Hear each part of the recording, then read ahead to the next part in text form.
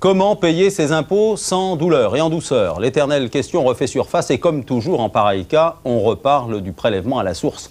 Déjà en 1973, l'Assemblée nationale en avait adopté le principe par le biais d'un petit amendement, mais depuis, aucune suite législative n'avait été donnée.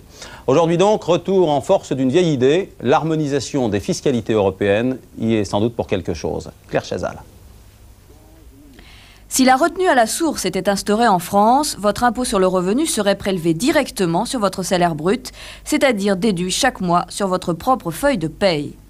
La France adopterait ainsi une pratique commune à presque tous les pays européens. La retenue à la source permettrait aussi une perception de l'impôt immédiate sur le revenu de l'année et éviterait la fraude des salariés, ce qui serait bon pour la trésorerie de l'État. Et puis l'impôt sur le revenu paraîtrait moins douloureux, assimilé à une cotisation sociale, ce qui permettrait au pouvoir public de le relever plus facilement. Mais les difficultés techniques sont énormes et ont toujours fait reculer les gouvernements. Premier problème, comment traiter les revenus non salariaux, ceux des artisans ou des commerçants qui se rémunèrent eux-mêmes. Second problème, les chefs d'entreprise auraient à assumer seuls le décompte de l'impôt, ce qui pour certaines PME pourrait être très lourd à gérer.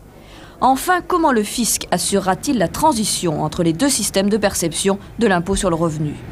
Le ministère des Finances semble en tout cas plutôt réticent et il est peu probable que la retenue à la source puisse être instaurée dès le budget 91.